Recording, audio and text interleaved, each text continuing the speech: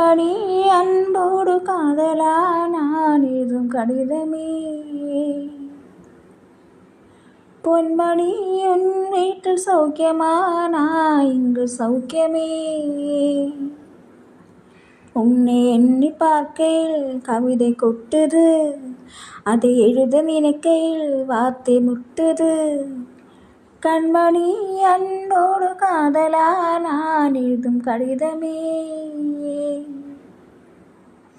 பொன்மணி உன் வீட்டில் சௌக்கியமா, நான் இங்கு சௌக்கியமே.